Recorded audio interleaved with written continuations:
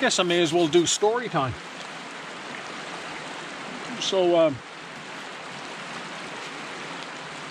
you might have noticed I just ate a thing of butter with my sardines. And you can be forgiven for thinking, what the hell is that all about? Well, how should I tell this? I'll start at the beginning. Back in November 2018, I was bored one weekend, and I said to the wife, let's cook a prime rib. So that's what we did. Got a prime rib from a fantastic butcher, Pete's Meat. That's the name of the butcher. And I cooked it. Anyway, it was a big prime rib, so I didn't want the meat to go to waste. So for the next 2 weeks, pretty much, all I ate was meat. And after that, then we bought another one, and then I wanted to try cooking the prime rib low and slow. So I put the rib in the stove at about 220 and cooked it for, I don't know, 4 hours, 5 hours, till I got the center of the roast up to about 110. And then I took it out, I let it rest a little bit, and I turned the oven up to 500 and did a reverse sear on it. And that was really good.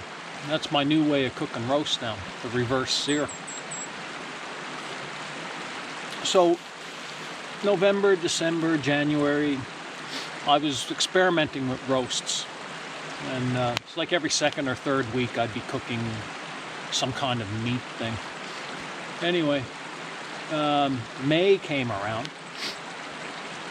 and we were camping over North Vancouver Island. And I did something stupid. The video is on the YouTube thing, where I hurt this hand, and it was actually pretty bad. This center finger took the brunt of it, and it was opened up to the bone. The flesh was pushed up to the knuckle, and anyway, it looked a lot worse than it was, and Robin wanted to come out and get stitches for me, but I said no, it'll be fine. And lo and behold, 2 days later, I took the bandage off at the camp, and I couldn't believe how well it was healing.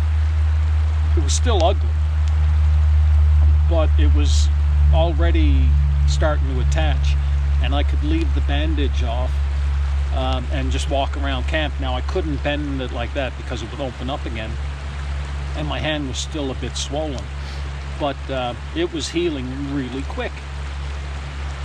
So then I think it was 4 days later, so a total of 6 days, I was back at work, and I didn't need a bandage. I kept a bandage on it just to keep it clean at work, but I didn't need the bandage, and I pretty well had full function of my hand. So I was chatting with my brother. He was living in Sweden at the time, and I was telling him, yeah, I haven't healed like that since my late teens. And right away he asked what I was eating. And I said, well, it's funny you asked that, because the last few months I've been eating a diet heavy on beef and stuff like that. And he said, oh, you're basically doing the carnivore diet. And he was following it at the time. I never heard of it. And he put me on the Facebook page, and I started reading some of the, I guess, claims of people who got on the carnivore diet, gave up all the vegetables and fruit and fiber and sugar and all that stuff. And, you know, it was just wacky stuff. I mean, people claim they reversed their diabetes, they lost all the weight, cleared up skin issues, just all sorts of bizarre things. So I honestly, I said bullshit. Absolute bullshit. There's no way. Because for your whole life you've been told, eat your, 5 servings of this, 4 servings of that, fiber, fiber, fiber. All this stuff that you've been told your whole life. And these guys and gals were going against it and making all these claims. So I said to my brother, you know what? I'm going to do it. I'm going to do it just for the hell of it, just to prove them wrong. I even called them a bunch of nutbags on the Facebook thing. Facebook group. Well, anyway, I started doing it, and I think it was about 2 weeks in, one of the big changes I noticed was I got extremely thirsty. I mean extremely thirsty. I was drinking probably 10, 11 liters of water a day, maybe more. And I was going to the bathroom 10 or 11 liters of water a day, maybe more. And that lasted about a week. And then it just sort of tapered off, and suddenly I was back to normal with my water intake. But then some other stuff started happening. It was all subtle things. Just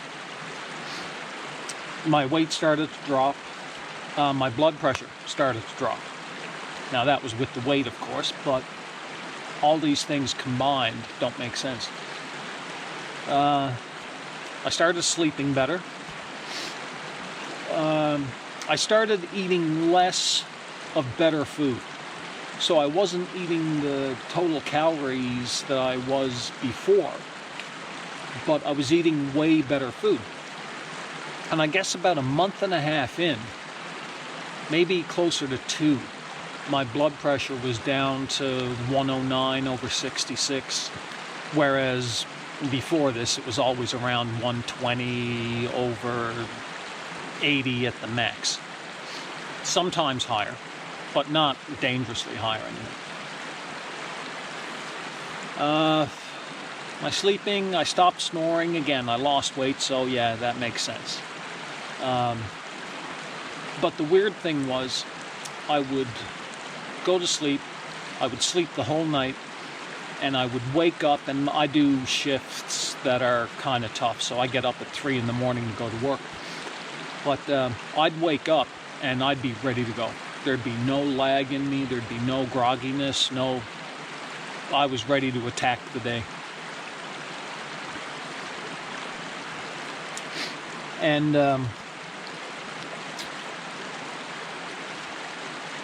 what else can I say? When I'd sleep before, every now and then, I would get this acid reflux type of burp in my sleep, and it would wake me up, and I would have that sick flavor in my mouth, and my guts, I'd get that burning sensation up here. That's gone. That went away. It's never been back.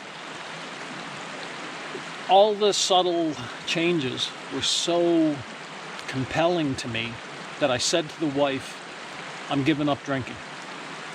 I was so shocked that the changes that I already experienced. I said, the hell with it, I'll give up drinking. I gave up everything, absolutely everything.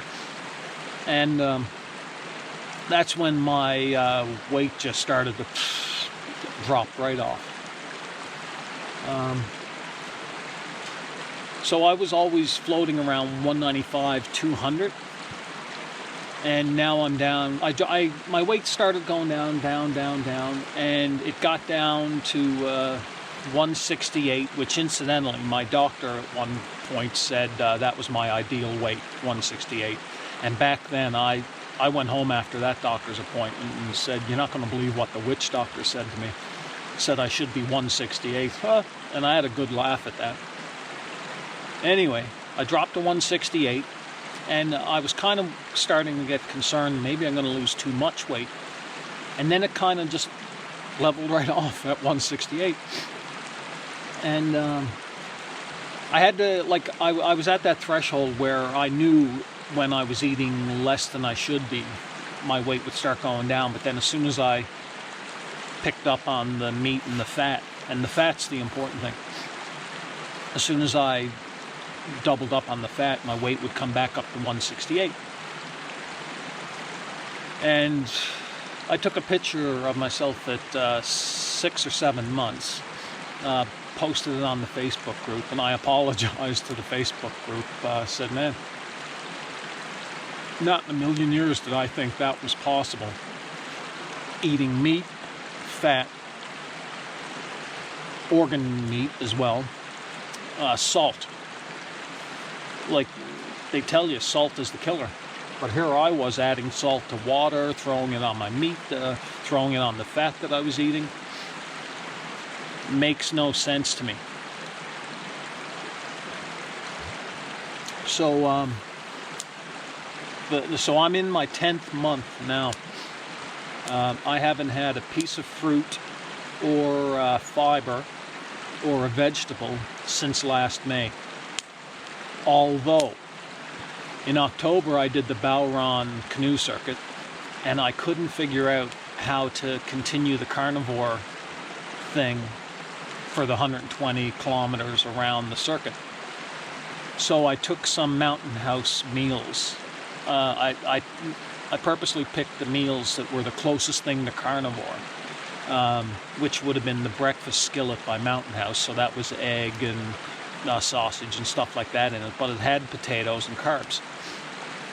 I took those as a backup, and I pretty much had one a day, but that was the only, I guess, cheat for that week that it took me to do the Bowron thing.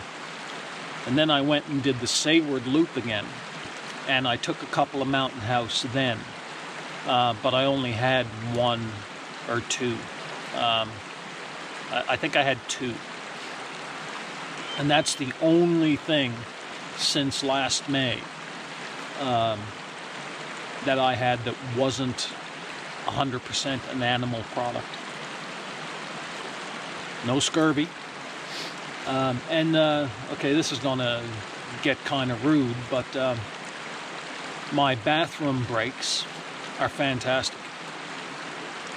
I could not believe the change in my bath. I'm not gonna lie, sometimes I'd use the bathroom and it was like a CSI crime scene.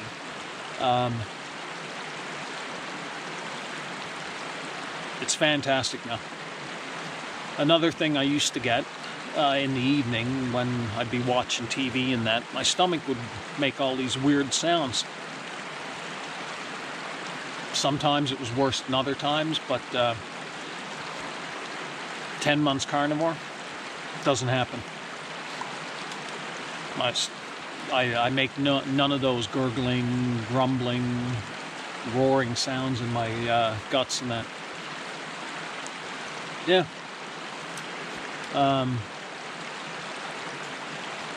Yeah, I don't get too much into the science of it. I just, blind faith, dove into it to prove them wrong, fully expecting to prove them wrong, and possibly make myself sick. I've never been this healthy. I'd have to go back to my late teens, early 20s. To be, the shape I'm in now. And I know a couple of the concerns I had was, what about energy? Because, you think carbs. You need carbs for energy. Although I took the Mountain House on the Bowron, that was in October. So I was doing the carnivore thing from May till October. I was kind of nervous that maybe I was biting off more than I can chew with the Bowron. It's 120 kilometers, and I was doing it when the circuit was closed. I was the only one there, and it was winter. The videos are on my YouTube thing.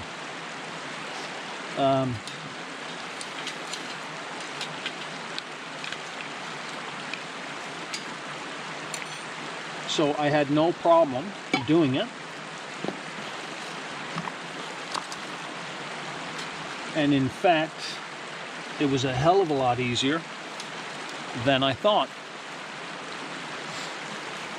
I have to cut this wood. I will be back.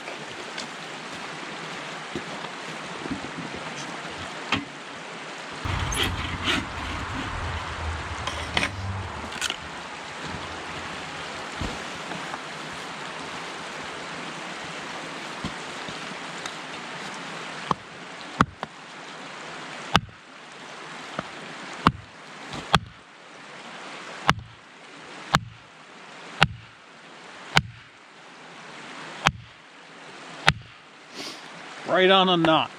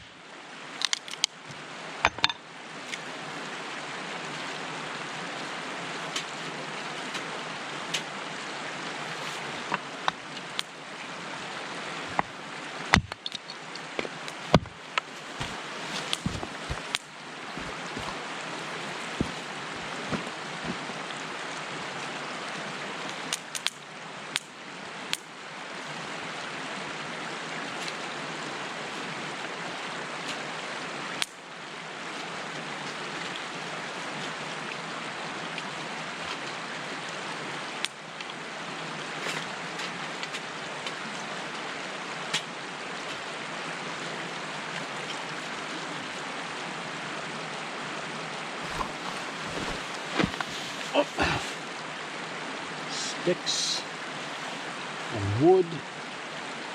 Yeah, so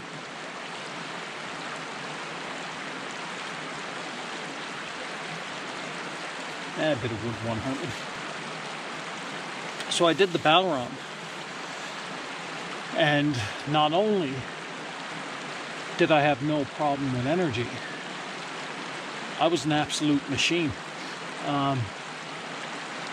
8-10 hours paddling, and I did it in a pack raft, which is a very slow boat. I did 8-10 hours paddling a day, not a problem. I slept, I woke up, I went at it again. There were some storms. It wasn't a perfect trip for weather-wise. The temperature dropped.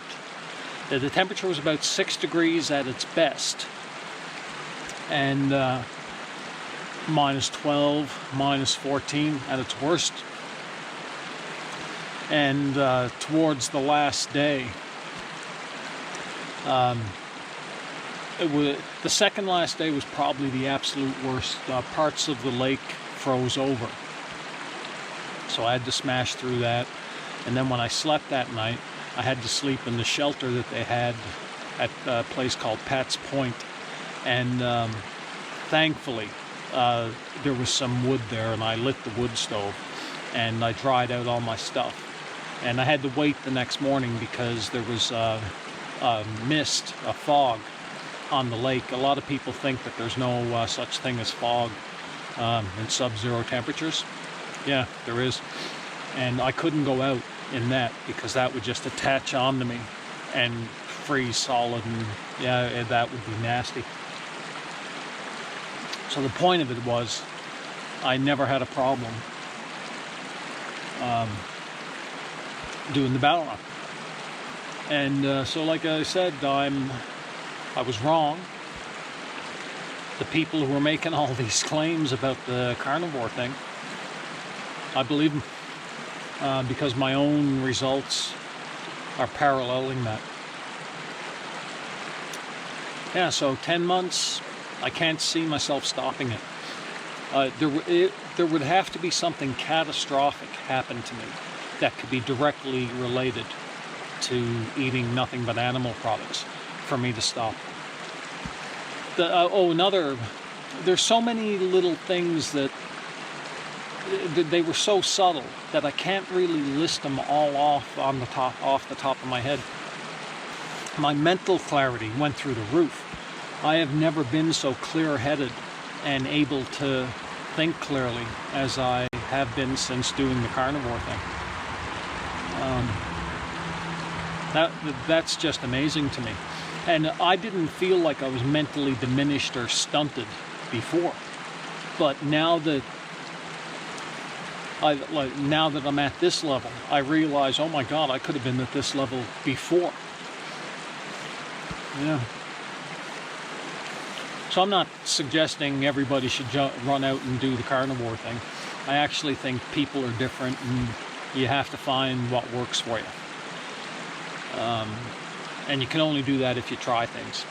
Figure out what works for you and then stick with it. And the carnivore thing definitely works for me. Even though it goes against everything I've ever been told in my life. And what does that have to do with the butter? Fat is the most important thing for me on the carnivore thing. I get my energy from fat, and it works for me. So it's not all about eating ribeyes or, tenderloin or anything like that. You would make yourself sick if that's all you ate without the added fat. As long as you're getting what your body needs in fat, you're golden. And grass-fed butter is pretty well my staple. So if I can't get the animal fats and from eggs and stuff like that, I'll supplement with butter. Yeah, and about the only thing that is not carnivore that I still dabble in is coffee. I haven't given up coffee yet. I don't know if I will or not. It doesn't bother me, so there's no reason. And I do drink tea as well at times, but mostly coffee. I might give it up, but the big thing for me was giving up drinking. Being from Newfoundland, drinking is a sport home there. I never thought I'd give up drinking.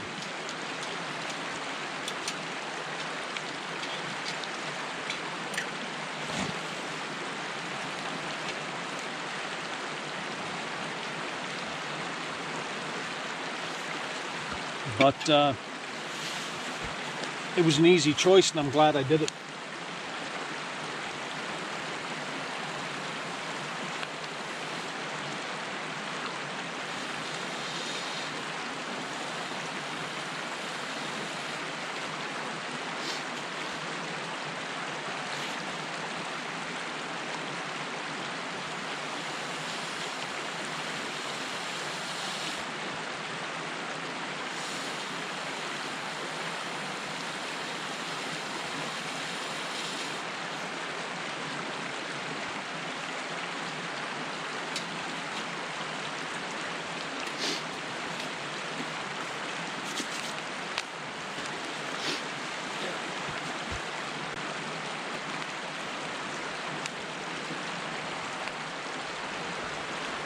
Yeah, so when something else that's been interesting lately, and I don't know if it's because I've lost a lot of body fat, so I'm a lot leaner now.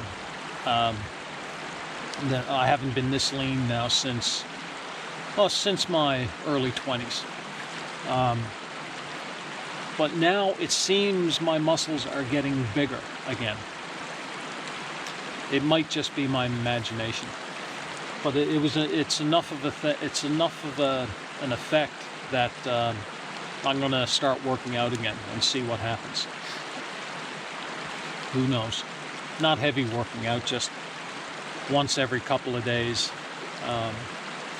and not religious about it, but we'll see what happens.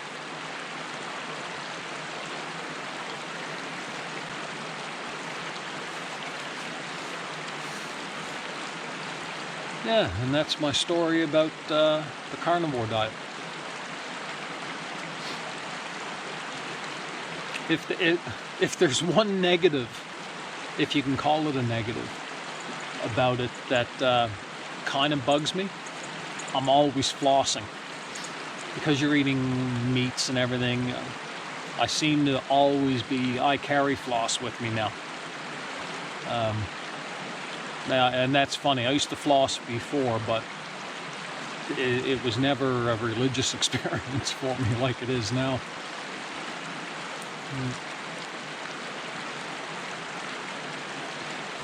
But yeah, all you carnivore folks, you were right.